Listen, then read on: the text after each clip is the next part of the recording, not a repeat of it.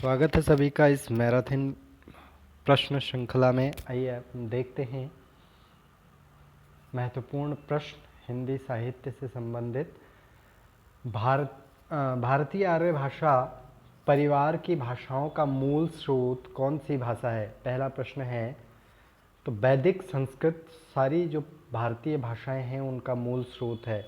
तमिल, तेलुगु, कन्नड़ और मलयालम भाषाएं किस भाषा परिवार से संबद्ध हैं?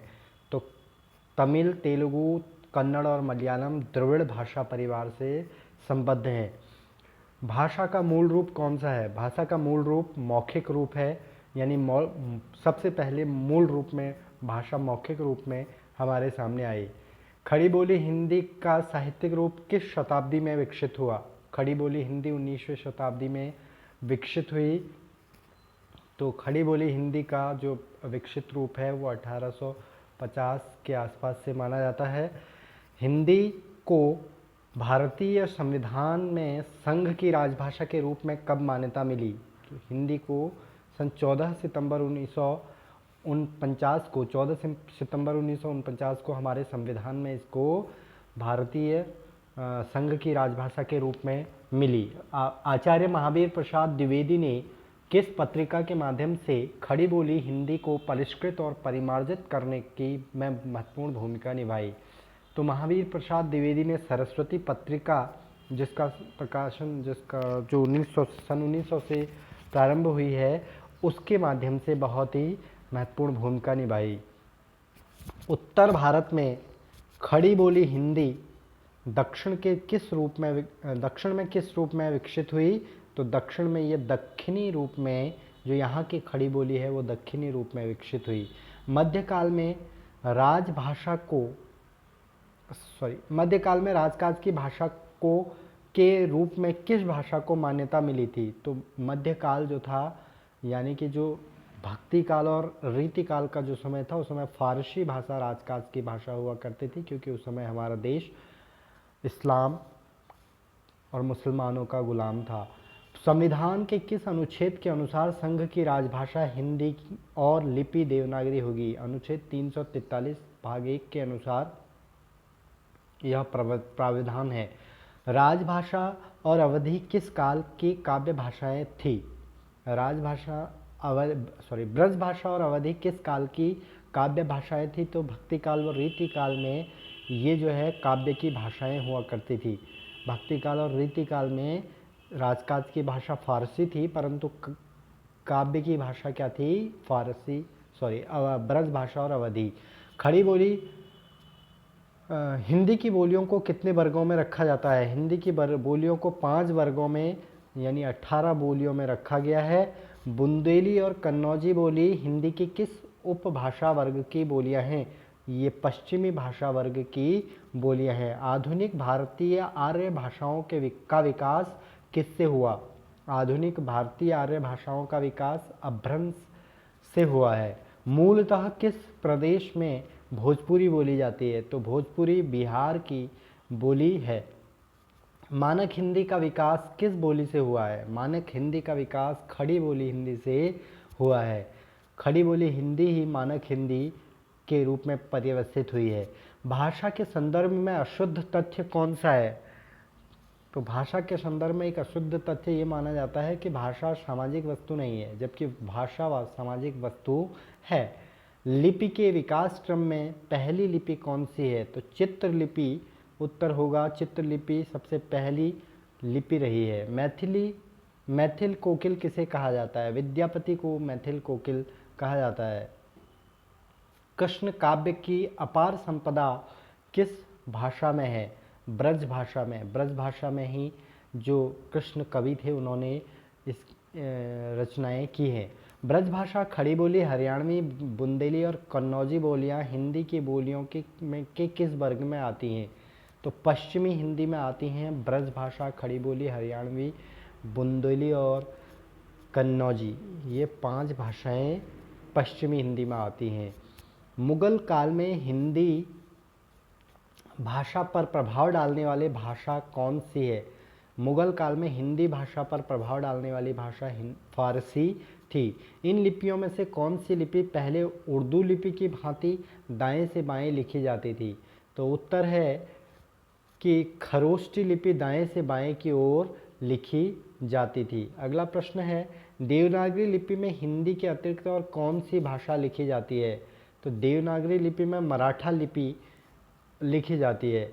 मेवाती और हड़ौती बोलियां हिंदी के किस वर्ग की बोलियां हैं? मेवाती मेवाड़ राजस्थान से संबंधित है, तो मेवाती और हड़ौती कहाँ? राजस्थानी है।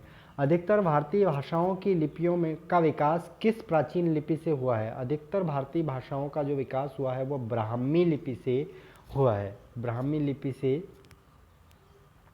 कुटिल लिपि से इस प्रकार से देवनागरी, फिर देवनागरी से इस प्रकार से विकास हुआ है। इसमें से हिंदीतर भाषी राज्य कौन सा है?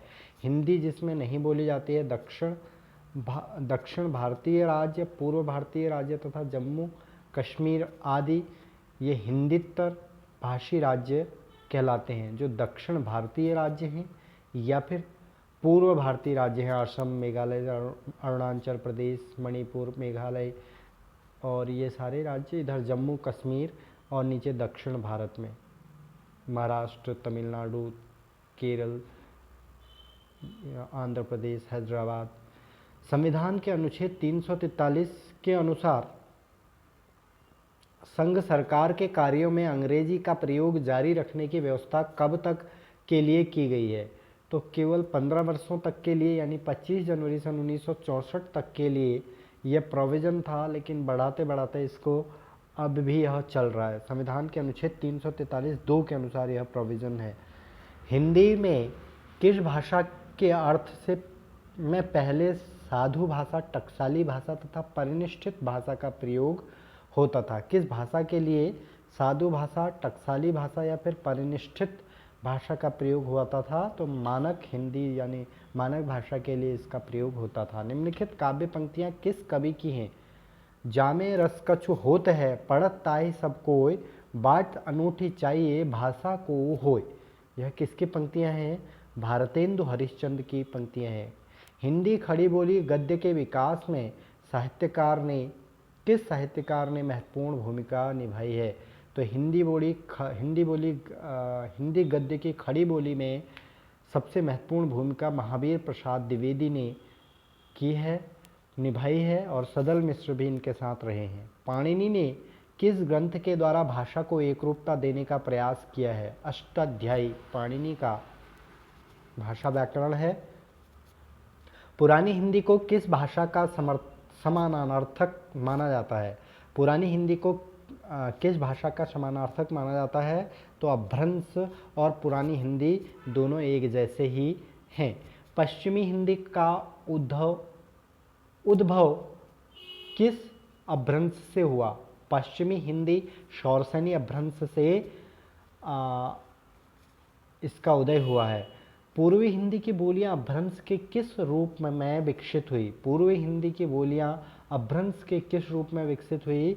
अर्धमागधी अपभ्रंश में ये विकसित हुई हैं पूर्वी हिंदी की बोलियां। भाषा विज्ञान के किस खंड में पद से वाक्य बनाने की प्रक्रिया का वर्णनात्मक, तुलनात्मक एवं ऐतिहासिक दृष्टि से अध्ययन होता है? तो भाषा विज्ञान में वाक्य विज्ञान के अंतर्गत पद से वाक्य बनाने की प्रक्रिया का वर्णन, तुलना और ऐतिहासिक दृष्टि से अध्ययन होता है। अगला प्रश्न है, पाली प्राकृत भाषाएं किससे विकसित हुई है? पाली और प्राकृत भाषाएं किससे विकसित हुई हैं? पाली संस्कृत सबसे पहली, वैदिक संस्कृत से संस्कृत, फिर उसके बाद पाली, प्राकृत, अपभ्रंश, हिंदी, ये क्रम था। भाषा के संदर्भ में महात्मा गांधी ने किसका समर्थन किया? तो हिंदुस्तानी भाषा का महात्मा गांधी ने समर्थन किया। खड़ी बोली का, हिंदुस्तानी जो भाषा थी यह हिंदी और उर्दू का मिश्रित रूप था। खड़ी बोली का दूसरा नाम क्या है? खड़ी बोली का दूसरा नाम कौरवी भाषा है। अवधी बोली का केंद्र स्थान क्या है? अयोध्या। खड़ी बोली का प्रयोग साहित्यिक हिंदी खड़ी बोली के अर्थ के अतिरिक्त किस अर्थ में होता है? तो खड़ी बोली का प्रयोग साहित्यिक हिंदी खड़ी बोली के अर्थ में के अतिरिक्त खड़ी बोली किस अर्थ में होता है? दिल्ली मेरठ के आसपास की लोक बोली के अर्थ में भी ये प्रयुक्त होती है। दिल्ली और मेरठ के आसपास की लोक बोली। अपभ्रंश को पुरानी हिंदी कहने वाले प्रथम लेखक कौन थे? तो अपभ्रंश को पुरानी हिंदी चंद्रधर शर्मा गुलेरी ने कहा था। चंद्रधर शर्मा गुलेरी ने अपभ्रंश को पुरानी हिंदी कहा है। अपभ्रंश के प्रथम महाकवि कौन थे? स्वयंभू। अपभ्रंश के प्रथम महाकवि कौन हैं? स्वयंभू। राजभाषा अधिनियम कब पारित किया गया? राजभाषा अधिनियम 1963 में पारित किया। 1967 में इसका संशोधन हुआ। राजभाषा अधिनियम में संशोधन, प्रथम संशोधन 1967 ईस्वी में हुआ। सन 1955 में राष्ट्रपति ने किस राजभाषा आयोग की नियुक्ति की और उसमें कितने सदस्य थे? तो 1955 में राष्ट्रपति ने जिस राजभाषा आयोग की नियुक्ति की वह थी बीजी खैर आयोग, और इसमें जो है 21 सदस्य थे और बाल गंगाधर खैर इसके जो अध्यक्ष थे।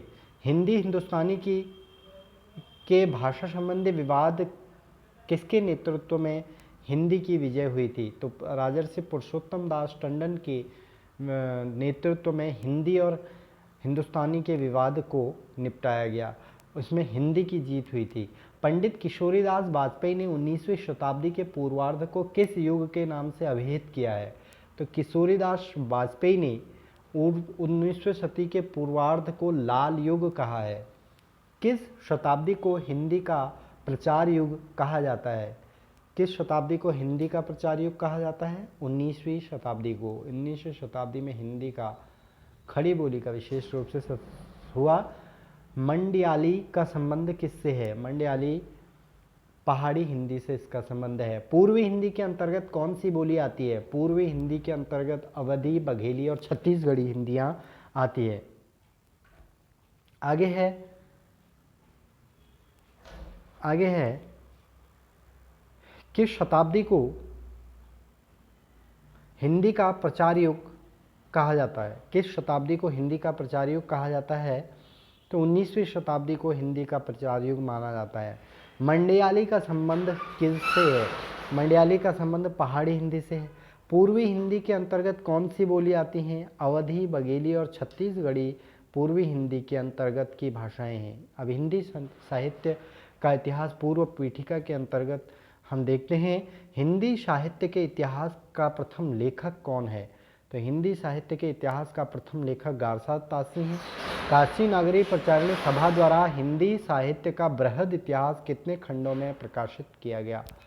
तो काशी नागरी प्रचारिणी सभा द्वारा हिंदी साहित्य का बृहद इतिहास 18 खंडों में प्रकाशित हुआ है। 18 खंडों में। हिंदी नागरी प्रचारिणी सभा द्वारा हिंदी साहित्य का बृहद इतिहास 16 खंडों में विभाजित हुआ। हिंदी साहित्य की भूमिका ग्रंथ का लेखक कौन है? तो हिंदी साहित्य की भूमिका हजारी प्रसाद द्विवेदी ने लिखी है। सन 1942 ईस्वी में लिखा गया है ये। आगे है हिंदी साहित्य के इतिहास लेखन की परंपरा में मिश्र बंधुओं ने किस ग्रंथ द्वारा अपना महत्वपूर्ण योगदान दिया? मिश्र बंधु विनोद 4 भागों में विभक्त है। सन 1913 में 3 भाग और 1934 में चौथा भाग इसका प्रकाशित हुआ। हिंदी साहित्य के इतिहास लेखन से पूर्व किस प्रसिद्ध ग्रंथ में हिंदी के विभिन्न कवियों के जीवन, वृत्त व कवित्व का परिचय मिलता है? तो 84 स्नान की वार्ता इनका जो इतिहास लेखन से पूर्व जो ग्रंथ है 84 स्नान की वार्ता, इसमें कवियों का वर्णन मिलता है। आचार्य रामचंद्र शुक्ल का इतिहास ग्रंथ हिंदी साहित्य का इतिहास स्वतंत्र पुस्तक के रूप में किस रूप में पूर्व किस रूप में प्रकाशित हुआ? हिंदी शब्द सागर की भूमिका के रूप में ये प्रकाशित हुआ था और उससे पहले हिंदी शब्द सागर की भूमिका में ये प्रकाशित हुआ था और 1929 में इसका प्रकाशन हुआ है। The modern vernacular literature of Hindustan के लेखक कौन हैं? George Grierson. हिंदी साहित्य इतिहास लेखन की परंपरा में सर्वोच्च स्थान किस लेखक को मिला है? आचार्य रामचंद्र शुक्ल। हिंदी साहित्य का इतिहास 1929 ईस्वी इन्होंने लिखा हुआ है। गारसा द तासी ने इस्तवार द ला लिटरेचर हिंदुस्तानी ग्रंथ की रचना किस भाषा में की है? फ्रेंच भाषा में। हिंदी साहित्य नामक इतिहास ग्रंथ का संपादन किसने किया? तो हिंदी साहित्य का इतिहास ग्रंथ नामक जो ग्रंथ था उसका संपादन किसने? डॉक्टर धीरेन्द्र वर्मा ने किया है। किस आलोचक ने आदिकाल को बीज वपन काल नाम से अभिहित किया? महावीर प्रसाद द्विवेदी ने। सरपा को हिंदी का प्रथम कवि किसने माना? राहुल सांकृत्यायन और डॉक्टर नगेंद्र ने सरपा को हिंदी का प्रथम कवि माना है। आगे है आचार्य रामचंद्र शुक्ल ने हिंदी साहित्य के प्रारंभिक काल को किस नाम से अभिहित किया है? तो आचार्य रामचंद्र शुक्ल ने इसको वीर गाथा काल नाम से अभिहित किया है, जो 993 ईस्वी से लेके 1343 ईस्वी तक माना गया है। हिंदी साहित्य के अंतर्गत किस काल को हिंदी साहित्य का स्वर्ण युग कहा है? तो हिंदी साहित्य का स्वर्ण युग भक्ति काल को कहा गया है, जिसको जॉर्ज ग्रियर्सन ने इसको भक्ति युग भक्ति काल कहा। आगे है आदिकालीन कृति ढोला मारूरा दुहा की गणना किस साहित्य के अंतर्गत की जाती है? लौकिक साहित्य के अंतर्गत इसकी गणना की जाती है। कुशल लाभ ने इसको लिखा हुआ है, वो भी अपवादग्रस्त है। आदिकाल के अंतर्गत सरहपा, लुईपा, शबरपा आदि कवि किस साहित्य से संबद्ध हैं? तो ये सब साहित्य सिद्ध साहित्य से संबद्ध हैं। सरहपा, शबरपा, लुईपा, डोम्बिपा, कुकुरीपा, तांतिपा, ये सभी जो है सिद्ध साहित्य से संबंधित है। आचार्य रामचंद्र शुक्ल के अनुसार हिंदी का प्रथम महाकाव्य कौन सा है? तो हिंदी का प्रथम महाकाव्य पृथ्वीराज रासो को माना जाता है, जबकि खड़ी बोली का प्रथम महाकाव्य प्रियप्रवास को माना जाता है। आदिकाल की रूढ़ियों, परंपराओं और प्रवृत्तियों को समझने के लिए किस पुस्तक की से सहायता मिलती है? आदिकालीन रूढ़ियों, परंपराओं और प्रवृत्तियों को समझने के लिए प्राकृत पेंगलम की आवश्यकता पड़ती है या सहायता मिलती है। पृथ्वीराज रासो के रचयिता चंदवरदाई हैं, जिसमें पृथ्वीराज रासो का वर्णन है। रासो काव्य परंपरा में गेय काव्य कौन सा है? तो रासो काव्य परंपरा में बीसल देव रासो नरपति नाल द्वारा लिखा गया है, वह गेय काव्य है। दामोदर शर्मा द्वारा लिखित उक्ति व्यक्ति प्रकरण किस प्रकार का ग्रंथ है? उक्ति व्यक्ति प्रकरण काव्य व्याकरण ग्रंथ है। आदिकाल में खड़ी बोली को काव्य की भाषा बनाने वाला पहला कवि कौन है? आदिकाल में खड़ी बोली को काव्य की भाषा अमीर खुसरो ने बनाया था, जिसका मूल नाम अबुल हसन था। आदिकालीन शिलांकित कृति का नाम क्या है, जिसे गद्य पद्य चंपू काव्य की प्राचीनतम हिंदी कृति माना जाता है? तो राउल बेल जो है ये उस समय की क्या है? शिलांकित कृति है राउल बेल। अमीर खुसरो किस तरह की रचनाओं के लिए प्रसिद्ध हैं? अमीर खुसरो की पहेलियाँ, मुकुरियाँ इनकी मुख्य रूप से प्रसिद्ध हैं। दो शकुने, पहेलियाँ, मुकुरियाँ, खालिक बारी ये इनकी प्रसिद्धि के आधार रहे हैं। आदिकालीन साहित्य में वीर रस की रचनाओं में किस शैली का प्रयोग किया गया है? तो इसमें डिंगल शैली का प्रयोग हुआ है। डिंगल शैली का प्रयोग किया गया है, डिंगल। आदिकाल के किस पंथ से भक्ति काल के संत मत का विकास हुआ? नाथ पंथ से भक्ति काल का विकास माना जाता है। डॉक्टर राम कुमार वर्मा ने आदिकाल का नामकरण किस नाम से किया है? तो संधि काल व चारण काल, इन्होंने दोनों को जोड़कर कहा था कि संधि काल और चारण काल को इन्होंने आदिकाल नाम से बोला है। नाथ संप्रदाय के प्रवर्तक कौन हैं? गोरखनाथ को नाथ संप्रदाय का संपादक माना जाता है। कहीं कहीं मत्स्येंद्र नाथ को भी माना जाता है। गोरखनाथ को नाथ साहित्य का संपादक माना जाता है। कीर्तिलता और कीर्ति पताका किस विषय की रचनाएं हैं? किस कवि की रचनाएं हैं? तो कीर्तिलता और कीर्ति पताका विद्यापति की रचनाएं हैं। 10वीं और 14वीं शताब्दी का काल, जिसे हिंदी का आदिकाल कहते हैं, भाषा की दृष्टि से अपभ्रंश का ही बढ़ा है, यह किस कथन यह कथन किस लेखक का है? 10वीं और 14वीं शताब्दी का काल, जिसे हिंदी का आदि काल कहते हैं, भाषा की दृष्टि से अपभ्रंश का ही काल है। यह कथन किस लेखक का है? आचार्य हजारी प्रसाद द्विवेदी का। आदिकाल को चारण काल की संज्ञा देने वाले कौन थे? विद्वान जॉर्ज ग्रियर्सन। चारण काल, आदिकाल को चारण काल जॉर्ज ग्रियर्सन ने दिया। सिद्ध साहित्य के अंतर्गत सिद्धों की संख्या कितनी मानी गई है? 84 सिद्धों की संख्या मानी गई है। जैन साहित्य की रास परंपरा का प्रथम ग्रंथ भारतेश्वर बाहुबली रॉस की रचनाकार कौन है? तो शालिभद्र सूरि को भारतेश्वर बाहुबली रास का रचनाकार माना जाता है, शालिभद्र सूरि को। शिव सिंह सेंगर ने किस कवि को हिंदी का प्रथम कवि माना है? शिव सिंह सेंगर ने पुण्य या पुष्य कवि को हिंदी का प्रथम कवि माना है। जय मयंक जस चंद्रिका किसकी रचना है? मणि मधुकर की रचना है। थरथरी जलधि पाव किस कवि किस साहित्य से संबंध है? थरथरी जलंधि पाव नाथ साहित्य से। आदिकाल के अंतर्गत किस साहित्य की प्रामाणिकता संदिग्ध मानी गई है? रासो साहित्य की प्रामाणिकता आदिकाल के अंतर्गत संदिग्ध मानी गई है। आचार्य हजारी प्रसाद द्विवेदी ने गाथा को किस भाषा का मुख्य छंद माना है?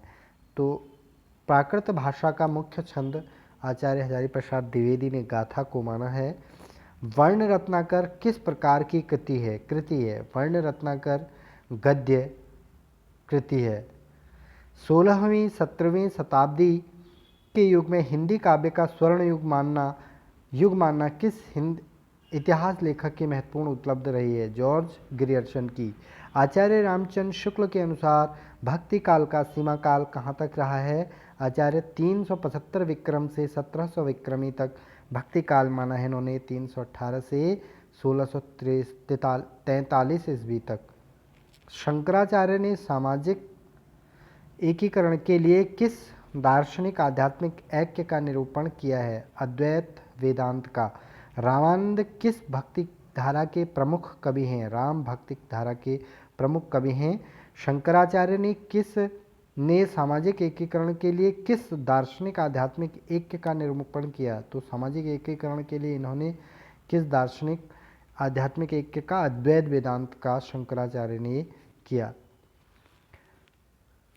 रामानंद राम भक्ति धारा। नाभादास रचित ग्रंथ में कबीर के संबंध में उल्लेख मिलता है? नाभादास भक्तमाल में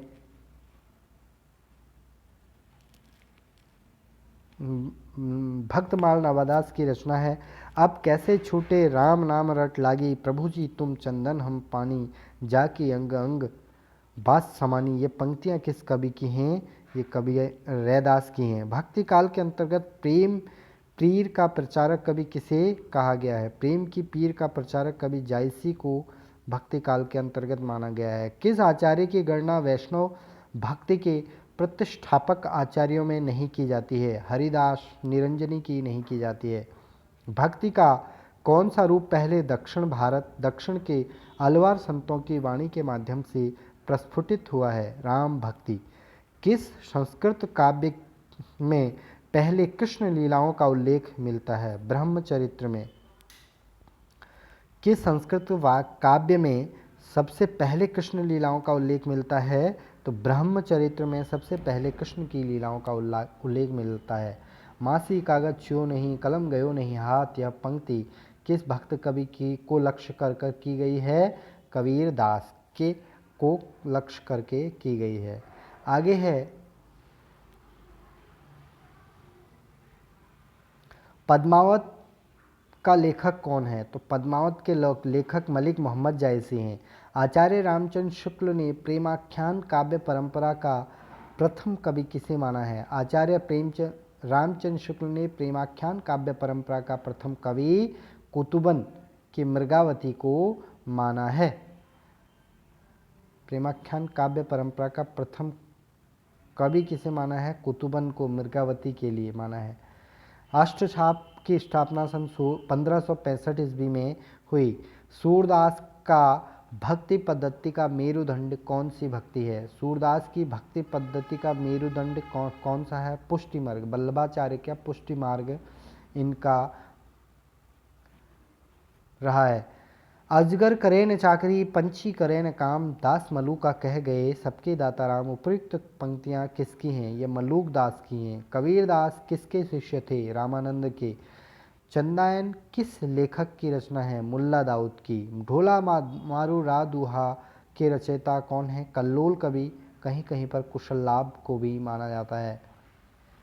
किस रामायण को आदि काव्य मानकर राम कथा का मूल स्रोत के रूप में स्वीकार किया जाता है? वाल्मीकि रामायण को आदिकाल का आदि काव्य रामायण का आदि काव्य माना जाता है। जानकी हरण के रचयिता कौन हैं?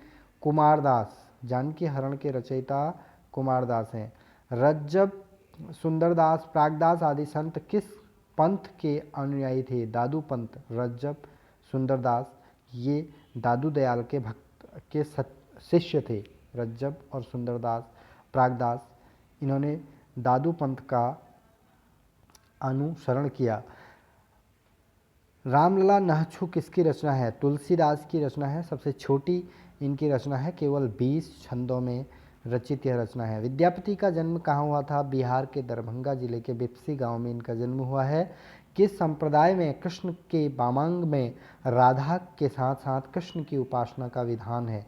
निम्बार्क संप्रदाय में राधा के साथ साथ कृष्ण की उपासना का कृष्ण के वामांग में राधा के साथ साथ कृष्ण की उपासना का भी प्रावधान है। तुलसीदास की भक्ति किस प्रकार की है? तुलसीदास दास्य भाव की भक्ति करते थे। अष्टछाप के दार्शनिक गुरु कौन है? अष्टछाप के दार्शनिक गुरु वल्लभाचार्य हैं। भक्ति का प्रस्थान ग्रंथ कौन सा है? भक्ति का प्रस्थान ग्रंथ भागवत को माना जाता है, श्रीमद् भागवत को। मैं कहता हूँ आँखें देखे, तू कहता कागज की लेखी, कहने वाले भक्त कौन थे? कबीरदास। कबीरदास की ये पंक्तियाँ हैं।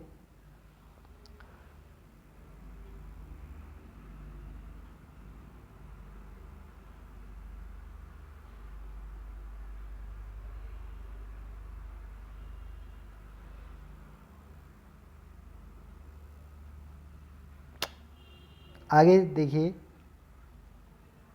भक्तन को कहाँ सीकरी से काम, कवि की पंक्ति किस कवि की पंक्ति है? कुंभनदास। भक्तन को कहाँ सीकरी से काम, आवत जात पनहिया टूटी, बिसर गए हरिनाम। जब अकबर ने इनको अपने दरबार में बुलाया था।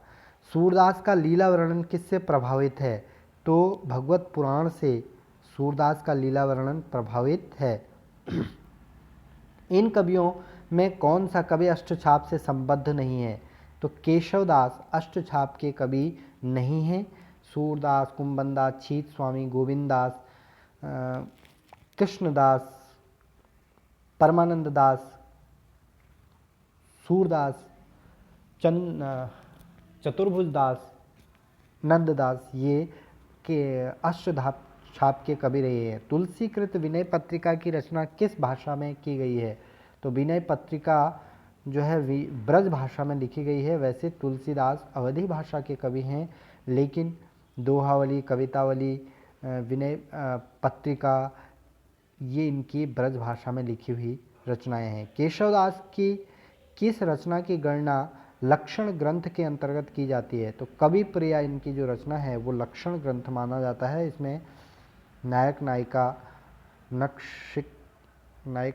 वर्णन इत्यादि हैं। तो 84 वैष्णवन की वार्ता का लेखक कौन है? गोकुलनाथ 84 वैष्णवन की वार्ता के लेखक हैं।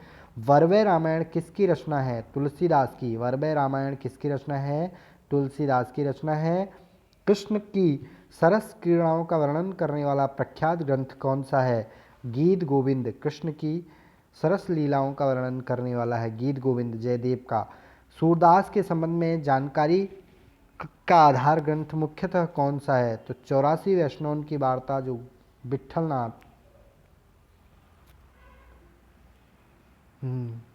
ने लिखा है, गोकुलनाथ विठलनाथ के पुत्र। नामदेव का संबंध किस प्रवृत्ति से है? निर्गुणवाद से। परहित सरिस धर्म नहीं भाई पंक्ति किस रचनाकार की है? तुलसीदास की। किस काव्यधारा के अंतर्गत मूर्ति पूजा और अवतारवाद का विरोध किया गया है? तो संत काव्यधारा के अंतर्गत मूर्ति पूजा और अवतारवाद का विरोध किया गया है। भक्ति काल के अंतर्गत किस काव्यधारा में विवाद, पूर्व समाज, निरपेक्ष, स्वच्छंद भक्ति इत्यादि को दिया गया है?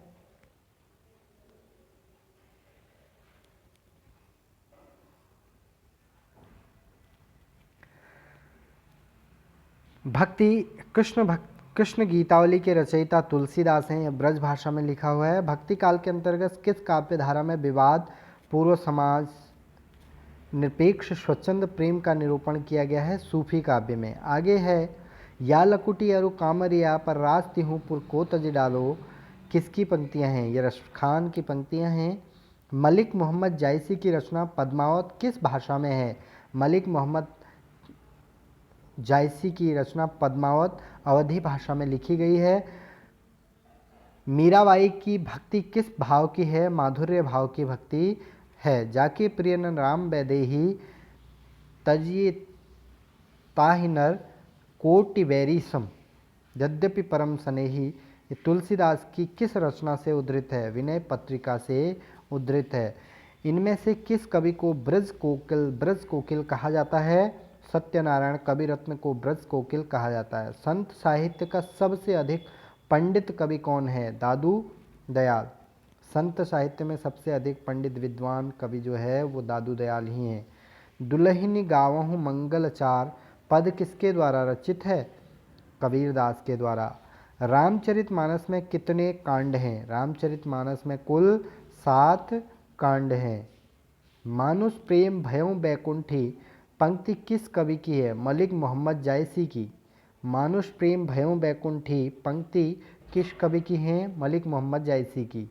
रीतिकाल को श्रृंगार काल की संज्ञा देने वाले विद्वान कौन थे? आचार्य विश्वनाथ प्रसाद मिश्र रीतिकाल को श्रृंगार काल नाम से अभिहित करते हैं। कठिन काव्य का प्रेत किस कवि को कहा गया है? केशवदास को। आचार्य रामचंद्र शुक्ल ने उनकी काव्य में कठिनता, दुरूहताओं के कारण उनको केशवदास को कठिन काव्य का प्रेत कहा है। आगे के कवि रीझ हैं तो कविताई न तो राधा कन्हाई को सुमिरन को बहानो है। यह किस कवि की पंक्तियां हैं? भिखारी दास की। इनमें से कौन सी रचना मतीराम की है? ललित ललाम मतीराम की रचना है। मोहे तो मोरे कवित्व बनावत, लोग हैं कवित्व बनावत के कवि कौन हैं? घनानंद इस पंक्ति के रचनाकार हैं। सुजान चरित किसकी रचना है? सुजान चरित सूदन की रचना है। कवि कुल कल्पतरु किसकी रचना है? कवि कुल कल्पतरु चिंतामणि की रचना है। रीति मुक्त कवि कौन है? रीति मुक्त कवि घनानंद, आलमबोधा ठाकुर, द्विजदेव, ये सभी रीति मुक्त कवि माने जाते हैं। अमीय हलाहल मद भरे श्वेत श्याम रत्नार, जेत मरत झुक झुक परत जय चितवत इकबार, ये किसकी रचनाएं, किसकी पंक्तियां हैं? रसलीन की पंक्तियां हैं। निम्नलिखित ग्रंथों में से कौन सा ग्रंथ छंद विवेचन से संबद्ध नहीं है? छंद विवेचन से संबद्ध ग्रंथ नहीं है विरह बागीस, ये छंद विवेचन से संबंधित नहीं है। इनमें से किस कवि ने लक्षण ग्रंथ नहीं लिखा? तो घनानंद जो थे वो लक्षण ग्रंथ नहीं लिखे हैं क्योंकि ये रीति मुक्त कवि हैं। रीतिकाल का किस कवि में भक्ति और श्रृंगार की समस्यात्मक योग है? रीतिकाल में किस कवि में भक्ति और श्रृंगार का समन्वयात्मक योग है? तो सेनापति की जो भक्ति है, कवि है सेनापति, उनकी जो भक्ति और श्रृंगार का समन्वय उन्होंने किया है। निम्नलिखित पंक्तियां किस रचनाकार की हैं? तंत्रीनाथ कवित्त रस सरस रात राग रतिरंग अन बूढ़े बूढ़े तिरे जे बूढ़े सबंग, बिहारी की। अति सूदो स्नेह कुमारक, यह उक्त किसकी है? घनानंद की है। ऋतु वर्णन के लिए विशेषतः रीतिकाल का कौन सा कवि प्रसिद्ध है? सेनापति ऋतु वर्णन के लिए विशेष रूप से प्रसिद्ध है। स्वच्छंद प्रेम का निर्वाद गायक कौन है? आलम। आलम को स्वच्छंद प्रेम का निर्बंध गायक माना जाता है। देखन में छोटे लगे घाव करे गंभीर, यह उक्ति को किस कवि की रचनाओं में चरितार्थ किया है? बिहारी की। बिहारी सतसई को लेकर ये बात कही गई है। सतसैया के दोहरे जो नाविक के तीर, देखन में छोटे लगे घाव करे गंभीर, ये पंक्तियां हैं। मतीराम की प्रसिद्धि का आधार स्तंभ कौन सा ग्रंथ है? तो रसराज इनकी प्रसिद्धि का प्रथम मुख्य ग्रंथ रहा है। काव्य निर्णय किस कवि की रचना है? भिखारी दास की काव्य निर्णय रचना है। बिहारी सतसई में कितने दोहे हैं? बिहारी सतसई में 713 दोहे माने जाते हैं। वैसे 719 भी लिखा जाता है, लेकिन विशुद्ध रूप से 713 दोहे हैं। गेय पदों की रचना कौन सी है? गेय पदों की रचना कौन सी है? सूरसागर जो है गेय पदों की रचना है। हिंदी काव्य की रीति सीखी सुकविन से, यह पंक्ति किसकी है? भिखारी दास की। आचार्य रामचंद्र शुक्ल के अनुसार रीतिकाल का सीमांकन क्या है? तो रामचंद्र शुक्ल के अनुसार रीतिकाल कब से कब तक? 1643 से 1843 ईस्वी तक रहा है। 1700 से 1900 ईस्वी 1900 विक्रम तक रहा है। इन ग्रंथों में सिद्धांत निरूपक ग्रंथ कौन सा है? सिद्धांत निरूपक ग्रंथ वक्रोक्ति जीवितम को सिद्धांत निरूपक ग्रंथ माना जाता है। शिवा बावनी के रचयिता कौन है? शिवा बावनी के रचयिता कौन है? भूषण, शिवराज भूषण, शिवा बावनी, और ये इनके मुख्य रहे हैं। रीतिकाल को अलंकृत काल की संज्ञा किसने दी है? रीतिकाल को अलंकृत काल मिश्र बंधुओं ने दिया। इश्क नामा किसकी कृति है? बोधा की। इश्क लता घनानंद की है। इश्क नामा बोधा की है। इनमें से कौन सा कवि रीतिबद्ध धारा काव्य धारा से संबद्ध नहीं है? तो रीतिबद्ध काव्य धारा से बिहारी नहीं है।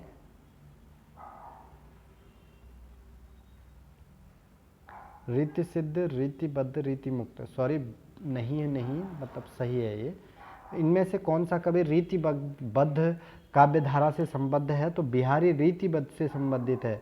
जदप सुजात सुलक्षणी सुवर्ण सरस सुब्रम भूषण भिन्न विराजयी कविता वनिता मीत, ये किसकी पंक्तियां हैं? उपयुक्त पंक्तियां केशवदास की हैं।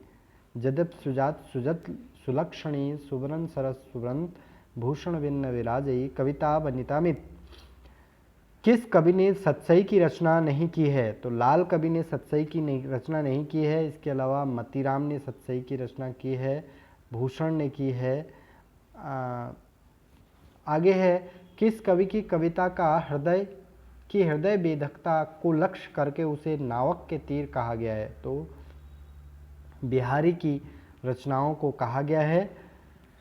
छत्र प्रकाश किसकी रचना है? छत्र प्रकाश लाल कवि की रचना है। अभिधा उत्तम काव्य है मध्य लक्षणालीन अधम व्यंजना रस विरस उल्टी कहत नवीन, किसकी रचना है? किसकी पंक्तियां हैं? यह देव की पंक्तियां हैं। सुजान विनोद किसकी रचना है? देव की। सुजान विनोद किसकी रचना है? देव की। आगे है, बिहारी सतसई किस ग्रंथ का प्रभाव है? बिहारी सतसई पर गाथा सप्तशती नामक ग्रंथ का प्रभाव माना जाता है। कुंदन को रंग फीको लगे किसकी पंक्ति हैं? मतीराम की। कुंदन को रंग फीको लागो किसकी पंक्तियां हैं? मतीराम की। मेरे तो गिरधर गोपाल, यह पंक्ति किसकी हैं? तो मीराबाई की ये पंक्तियां हैं। कवितावली के रचयिता कौन हैं? कवितावली के रचयिता तुलसीदास को माना जाता है। आधुनिक काल के पूर्व पीठिका के प्रश्न उत्तर अब देखते हैं। हिंदी साहित्य में आधुनिक हिंदी साहित्य का सूत्रधार कौन है? तो हिंदी साहित्य में आधुनिक साहित्य की का सूत्रधार भारतेंदु हरिश्चंद्र है। आधुनिक काल के प्रारंभिक काल को कौन सा काल कहा गया है? पुनर्जागरण काल। रामचंद्र शुक्ल ने आधुनिक काल को किन दो खंडों में बांटा है? गद्य खंड, काव्य खंड, दो भागों में बांटा है। आधुनिक युग में किस भाषा की जगह खड़ी बोली ने ली है? आधुनिक युग में ब्रज भाषा ने किस भाषा की जगह खड़ी बोली ने ली है? तो ब्रज भाषा जो उस समय थी काव्य की भाषा, वो अब खड़ी बोली हो गई है। आधुनिक काल के द्वितीय चरण को किस काल की संज्ञा दी गई है? आधुनिक काल का द्वितीय चरण जो था उसको सुधार काल यानी द्विवेदी युग को जो है सुधार काल कहा गया है, क्योंकि द्विवेदी जी ने हिंदी को परिष्कृत करने के लिए बहुत प्रयास किए। आधुनिक काल की प्रारंभिक सीमा क्या मानी जाती है? आधुनिक काल की प्रारंभिक सीमा लगभग 1850 भी मानी जाती है। भारतेंदु युग को पुनर्जागरण काल की संज्ञा किसने दी? भारतेंदु युग को पुनर्जागरण काल डॉक्टर नगेंद्र ने कहा। नवजागरण काल आचार्य हजारी प्रसाद द्विवेदी ने कहा। तो आधुनिक साहित्य पुस्तक का लेखन किसने किया है? आधुनिक साहित्य नंद दुलारे वाजपेयी द्वारा लिखित है। आधुनिक काल में आधुनिकता के फलस्वरूप साहित्य में किस प्रवृत्ति का समावेश हुआ है? राष्ट्रीय चेतना का। हिंदी साहित्य का आधुनिक इतिहास ग्रंथ का लेखक कौन है? अज्ञेय। हिंदी साहित्य का आधुनिक इतिहास ग्रंथ का लेखक कौन है? अज्ञेय। काव्य की बात करते हैं। भारतेंदु मंडल के कवियों में इनमें से कौन सा कवि सम्मिलित नहीं है? श्रीधर पाठक, ये द्विवेदी युग के कवि रहे हैं। बाकी राधा कृष्ण दास, भारतेंदु हरिश्चंद्र, बालकृष्ण शर्मा, बालकृष्ण भट्ट और राधा कृष्ण दास, ये द्विवेदी युग के भारतेंदु मंडल के कवि रहे हैं। द्विवेदी हिंदी का प्रथम राष्ट्रवादी कवि कौन है? श्रीधर पाठक। श्रीधर पाठक राष्ट्रवादी कवि थे स्वच्छंद धारा के। किस कवि को आधुनिक हिंदी साहित्य का बापू कहा जाता है? सियाराम शरण गुप्त को आधुनिक हिंदी साहित्य का बापू कहा जाता है। पावस पचासा किसकी सु कवि सतसई किसकी रचयिता कौन है? अंबिका दत्त व्यास। इनमें से कौन सा कवि दो युगों के संधि स्थल पर अवस्थित है? भारतेंदु हरिश्चंद्र जो है दो युगों यानी कि एक इधर उधर और इधर आधुनिक काल पर अवस्थित है। मौर्य विजय के रचयिता कौन है? मौर्य विजय के रचयिता सियाराम शरण गुप्त को माना जाता है। किस कवयित्री को हिंदी की विशाल मंदिर की वीणा पाणी कहा गया है? तो महादेवी वर्मा को हिंदी के विशाल मंदिर की वीणा पाणी निराला ने कहा था।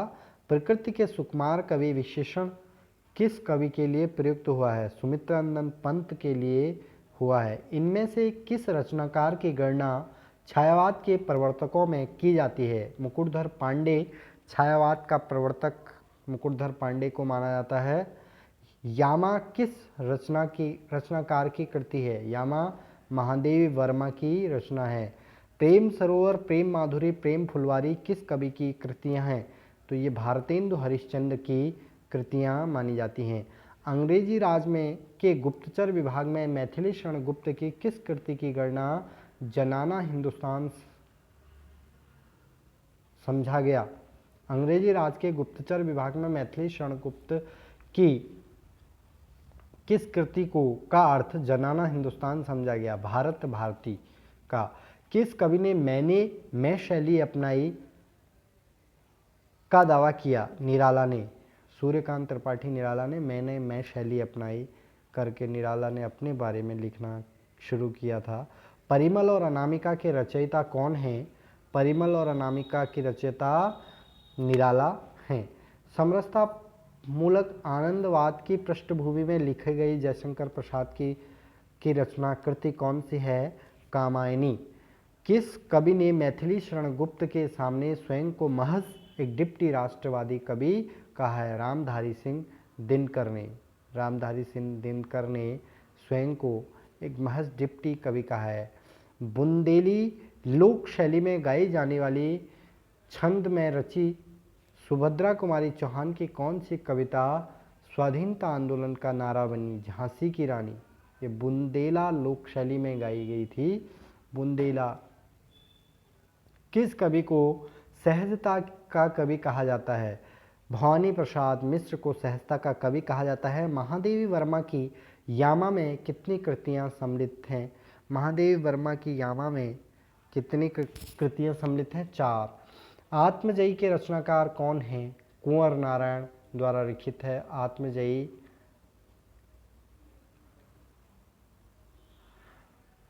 ब्रज भाषा की आधुनिक कवि इनमें से कौन है? जगन्नाथ दास रत्नाकर को ब्रज भाषा का आधुनिक कवि माना जाता है। कैदी और कोकिला के रचनाकार कौन हैं? प्रसिद्ध माखनलाल चतुर्वेदी की देशभक्ति से संबंधित प्रसिद्ध कविता है कैदी और कोकिला। इनमें से हरिवंश राय बच्चन की कविता या रचना कौन सी है? मधुशाला, मधुबाला, निशा निमंत्रण, एकांत संगीत। ये इनकी प्रसिद्ध रचनाएं रही हैं, काव्य रचनाएं रही हैं। आंसू की बालिका किस कवि की रचना है? सुमित्रानंदन पंत की। आंसू की बालिका सुमित्रानंदन पंत की रचना है। आधुनिक हिंदी में राम काव्य का लोकप्रिय प्रबंध काव्य कौन सा है? तो साकेत को आधुनिक काव्य राम काव्य का प्रबंध लोकप्रिय प्रबंध काव्य माना गया है। मनुष्यों की मुक्ति की तरह कविता की भी मुक्ति है, यह किसकी रचना है? निराला की। उर्वशी का रचनाकार कौन है? उर्वशी के रचनाकार रामधारी सिंह दिनकर हैं। चुभते चौपते तथा चौखे चौपते किस कवि की काव्य कृतियां हैं? अयोध्या सिंह उपाध्याय हरिऔध किसकी रचना है? किस कवि को राष्ट्र कवि की उपाधि से विभूषित किया गया है? मैथिली शरण गुप्त को राष्ट्र कवि की उपाधि से विभूषित किया गया है। किस कवि ने गांव-गांव घर-घर घूमकर रात-रात भर घरों के पिछवाड़े बैठकर सोहर और विवाह गीतों को चुनकर अपनी कविता कौमुदी संकलन तैयार किया? रामनरेश त्रिपाठी ने तैयार किया। छायावाद के उपादानों को लेकर किस कवि ने श्री शारदा पत्रिका की में लेखमाला लिखी?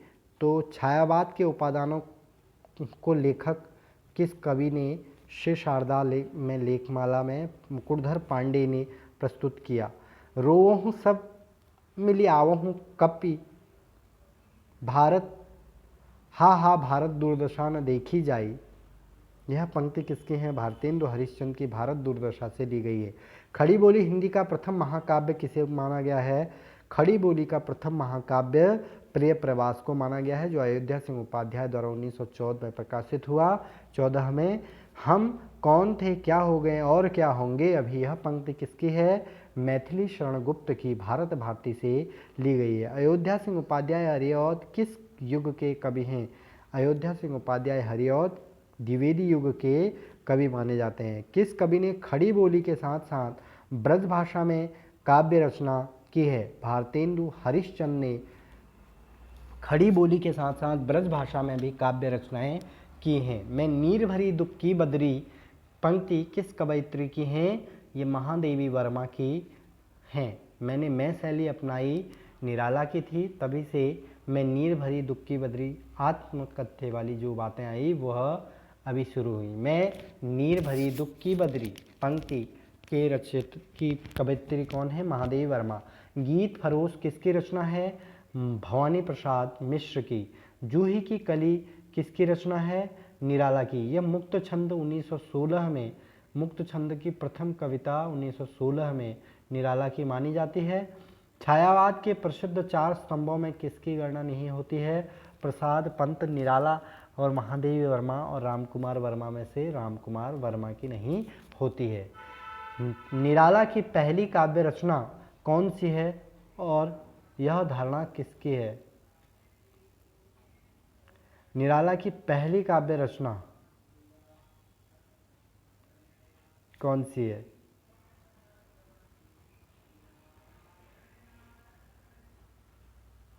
निराला की पहली काव्य रचना तो प्रश्न गलत हो गया। जूही की कली इनकी मुक्तक रचना है। छायावाद स्थूल के प्रति सूक्ष्म का विद्रोह धारणा किसकी है? डॉक्टर नगेंद्र।